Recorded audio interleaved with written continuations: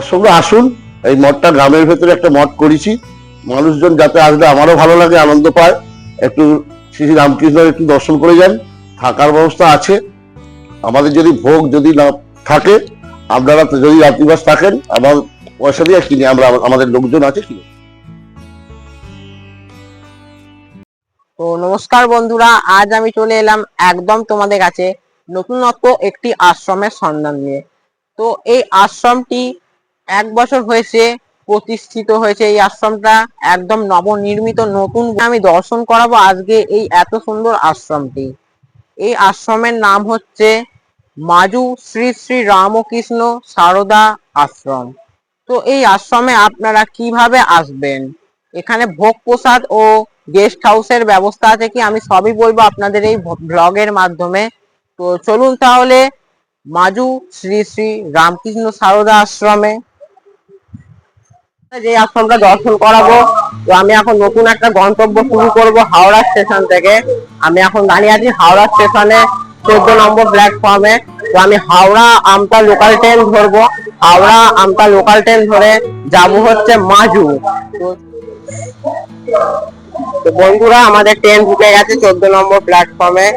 দেখতেই পাচ্ছেন আমতা হাওড়া আমতা লোকাল, যেটা করে আজকে আমি আপনাদের আশ্রম দর্শন করাবো। এই ট্রেনটা করেই যাবো মাজু অব্দি।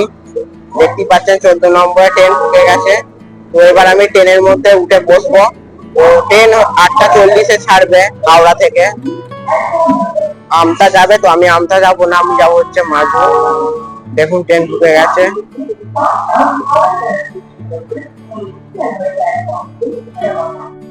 বন্ধুরা, ট্রেনে উঠে গেছি, জানলার ধারে সিট পেয়ে গেছি। তো 8টা 40-এ ছাড়বে। তো চলুন তাহলে যাই, মাজুতে গিয়ে আবার আপনাদের সাথে কথা হবে।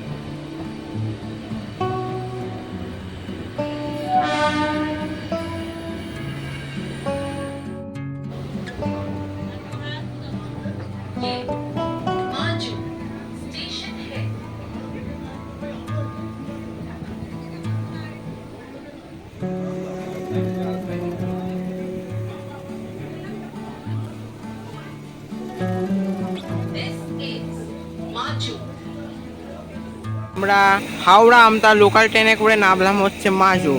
দেখতেই পাচ্ছেন এবার ট্রেন ছেড়ে দিল। তো তার চলে যাবে ট্রেন তার গন্তব্যের দিকে, অর্থাৎ আমতা।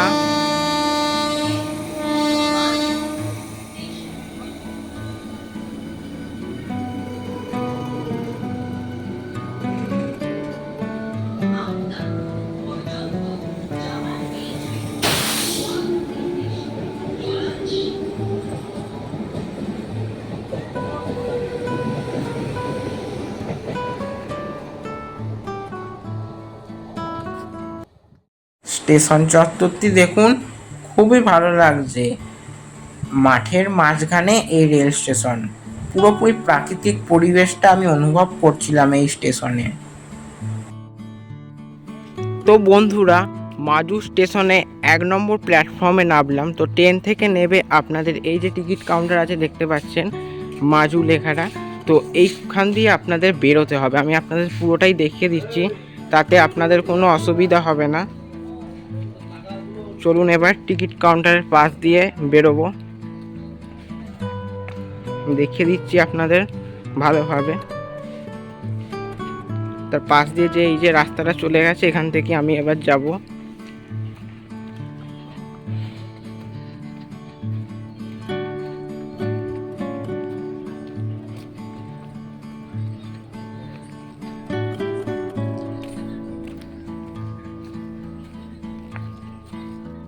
মাজু স্টেশন রোড ধরে আপনারা মাজু মানে মেন যে রোড আছে রাস্তা, তো এইখানে চলে আসবেন মেন রোডে। মেন রোডে এসে আপনাদের বাঁ দিকে টার্ন নিয়ে যেতে হবে আশ্রমের দিকে।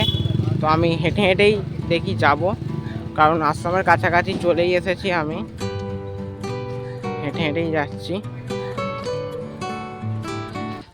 বন্ধুরা, হাঁটতে হাঁটতে আমি মঠের মূল প্রবেশদ্বারের সামনে চলেই এসেছি, দেখতেই পাচ্ছেন।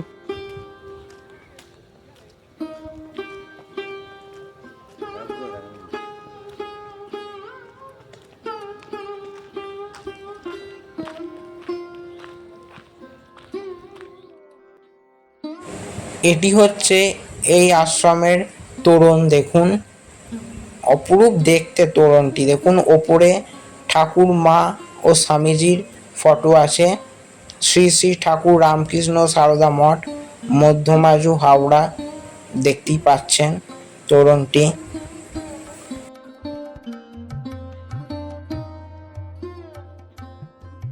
এটি হচ্ছে মন্দিরের মূল প্রবেশ পথ। মন্দিরের মূল প্রবেশ পথের দুপাশেই এখানে দোকান আছে এই মঠেরই। তো চলুন এবার মঠের মধ্যে প্রবেশ করা যাক।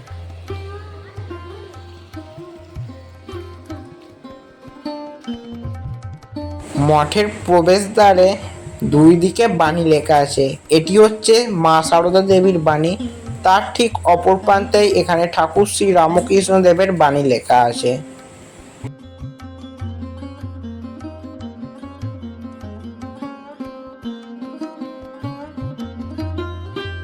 মঠের ভেতরে প্রবেশ করে অবাক হয়ে চারিদিকটা তাকালাম। মঠের অভ্যন্তরীণ পরিবেশটা দেখুন, অপরূপ লাগছে, এবং দেওয়ালে নানা ধরনের চিত্র চিত্রিত করা হয়েছে। দেখুন খুবই ভালো লাগছে।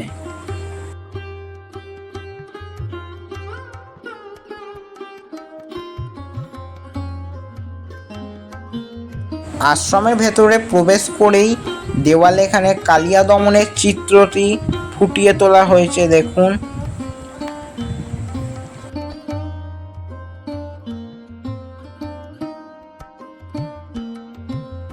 এখানে আরো নানা রকমের আঁকা দেওয়ালে ফুটিয়ে তোলা হয়েছে।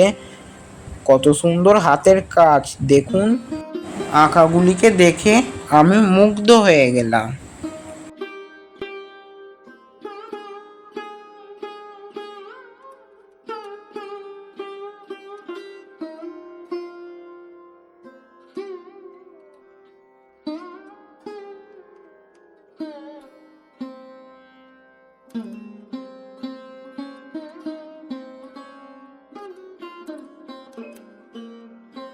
শিকাগো শহরে স্বামীজির সেই ঐতিহাসিক বক্তৃতা, তার চিত্র এখানে ফুটিয়ে তোলা হয়েছে।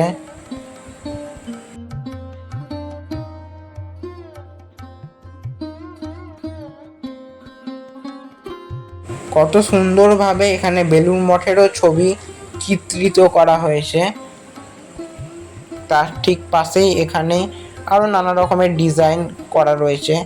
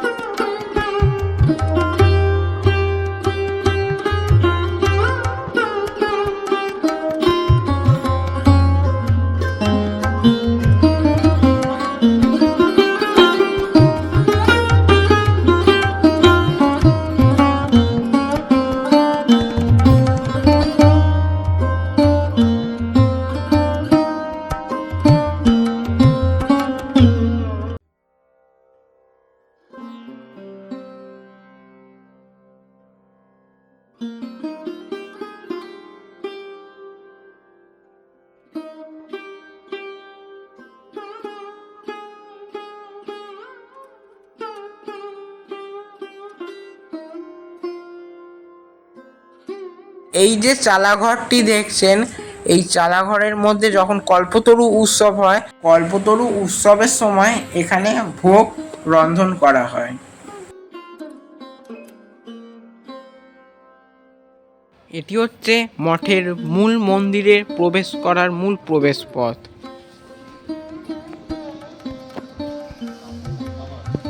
কি অপরূপ পরিবেশ বলুন, দেওয়ালের ধারে নানা রকমের ছবি চিত্রিত করা আছে, দেখুন খুবই ভালো লাগছে। এখানে টাইমিং দেওয়া আছে এই আশ্রমে, আপনারা ভিডিওটি পজ করে দেখে নিতে পারেন। মঠের মধ্যে প্রবেশ করেই এখানে খুব সুন্দর জুতো রাখার ব্যবস্থা করা আছে, আপনারা এখানে জুতো খুলে মঠের মধ্যে প্রবেশ করবেন।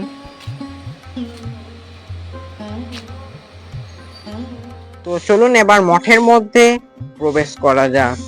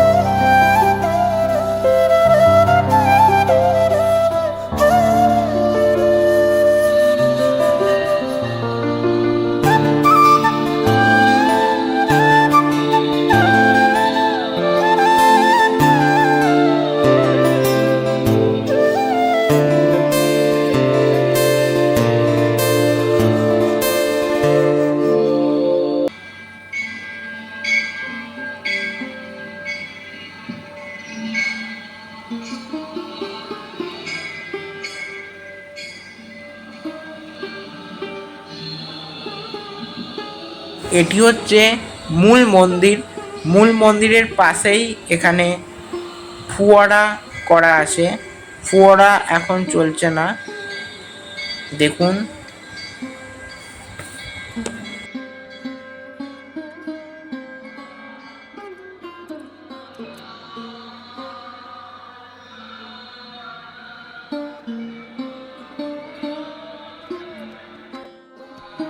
মূল মন্দিরের ওপরে দেবাদিদেব মহাদেবের বিগ্রহ করা আছে, দেখুন।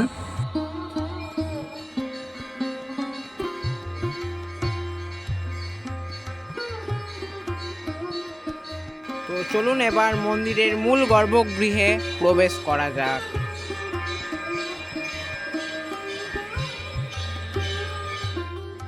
চলুন 16 ধাপ সিঁড়ি পেরিয়ে মূল গর্ভগৃহে প্রবেশ করি।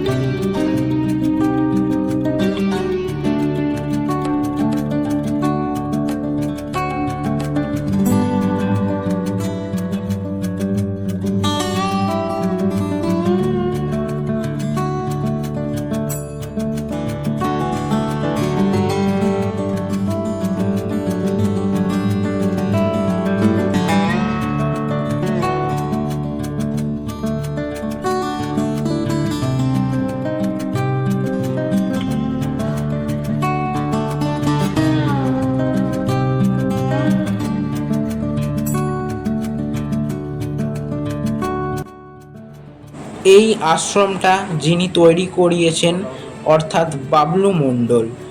বাবলু মণ্ডলের পিতা স্বর্গীয় মন্মথনাথ মণ্ডল ও মাতা স্বর্গীয় মলিনা মণ্ডল। তাদের ছবি এখানে দেখতে পাচ্ছেন আপনারা। তার ঠিক অপর দিকেই রয়েছে বাবলু মণ্ডলের পত্নী স্বর্গীয়া অঞ্জনা মণ্ডল এবং তার একমাত্র পুত্র সন্তান স্বর্গীয় লালটু মণ্ডল। আমি ওনাদের বিদেয়ী আত্মার শান্তি কামনা করি আমার চ্যানেলের পক্ষ থেকে। মূল মন্দিরের ভেতরটি মার্বেল পাথর দিয়ে বাঁধানো এবং চারিদিকে নানা রকমের আলোকসজ্জায় সজ্জিত এই মূল গর্ভগৃহ। দেখুন, অপরূপ লাগছে দেখতে। এটি হচ্ছে মূল গর্ভগৃহ। মূল গর্ভগৃহের পাশে এখানে আপনারা পরিক্রমা করতে পারবেন। মা সারদা দেবীর এখানে বাণী আছে।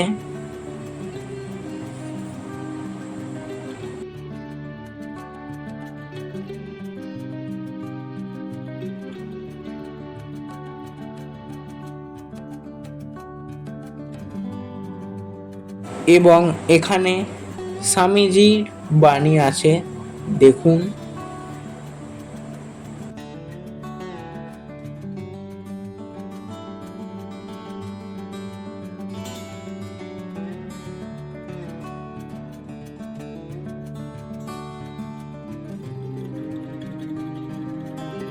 পুকুরের মধ্যে ফোয়ারাটি দেখুন, দেখতে অপরূপ লাগছে। তাতে যেন পুকুরের সৌন্দর্যটা শতগুণ বাড়িয়ে তুলেছে। তো চলুন এবার আমি আপনাদের এই আশ্রমে ফুলের বাগানটি ঘুরিয়ে দেখাই।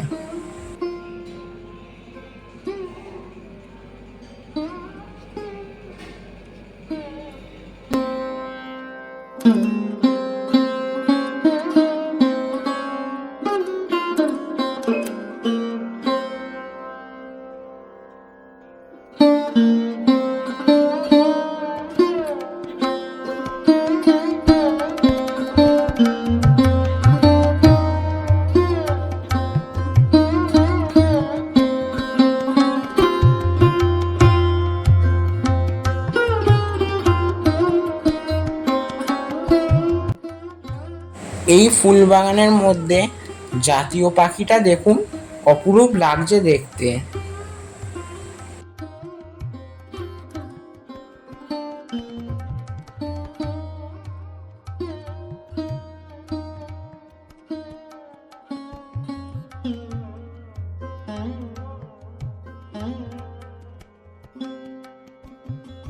শিল্পী তার এই আশ্রমে নিপুণ হাতের কাজ ফুটিয়ে তুলেছে। দেখুন, পাখিগুলি সারিবদ্ধভাবে বসে আছে, দারুণ লাগছে।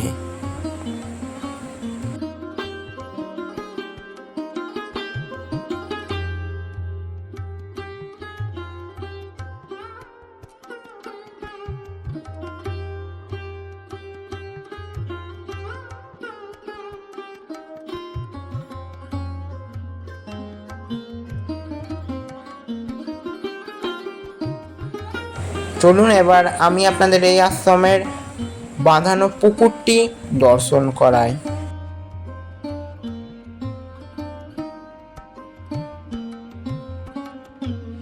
পুকুরের জল দেখুন, স্বচ্ছ কাঁচের মতন পরিষ্কার এবং মন্দিরের ছায়া এই জলের মধ্যে পড়ছে। নমস্কার, আপনার নাম? আমার নাম শ্রী বাবলু মণ্ডল। এই আশ্রম কত সালে প্রতিষ্ঠিত হয়েছিল? এই মঠটি 2023 সালে। এই মঠের ব্যাপারে, এই মঠের প্রতিষ্ঠাতার যে ইতিহাস থাকে বা এই মঠ কিভাবে প্রতিষ্ঠা হলো, তো এর ব্যাপারে আমার দর্শক বৃন্দদের একটু বলুন। এই মঠটা করেছি আমি এলাকারই মানুষ। আমি দেখলাম একটা চতুর জায়গায় মন্দির আছে, একটা মঠ নেই। আমি একটু বেলুর মঠে যাতায়াত বেশি করি, খুব ভক্ত। আমি একটু রামকৃষ্ণ একটুখানি ভক্ত আছি। তা আমার একদিন কি মনে হলো, এই জায়গাটা কিনে একটা মঠ তৈরি করব। এই মঠটা সেই ছোট্ট করতে গিয়ে এই রূপে দাঁড়িয়েছে এখন। 2023 সালে 31শে আগস্ট এটা উদ্বোধন হয়। এই মঠে কি ভোগ প্রসাদের কোনো ব্যবস্থা আছে? হ্যাঁ, সকালের দিকে ভোগ হয় একটুখানি সামান্য, সকালের দিকে ভিড় হয় না তো, আর বিকালের দিকে আমরা করি না। এবার কেউ যদি ফোনে বলে যে করবার ইচ্ছা হয় যে আমরা থাকবো, তার জন্য ভোগ করে দেওয়া হবে। আচ্ছা, এখানে তার মানে রাত্রিবাসেরও ব্যবস্থা হ্যাঁ হ্যাঁ আছে। হ্যাঁ, রাত্রি বসা হবে। আর রাত্রিবাসের জন্য যদি কোনো ভক্তবৃন্দ থাকতে চায় তাহলে বুকিং প্রসিডিওর কি আছে, মানে কিভাবে বুক ফোনে যোগাযোগ করব? করলেই হবে। আপনার নাম্বারটা বলে দিন। 8017616406। আর এই আশ্রমে তো আমি তো চতুর্দিক ঘুরে দেখলাম, খুবই মানে সুন্দর পরিবেশের মধ্যে এই আশ্রম। তো ঠাকুর মা স্বামীজির আপনার কোন কথাটা আপনাকে সব থেকে বেশি আকর্ষণ করে? প্রথম কথাতে যত মত তত পথ।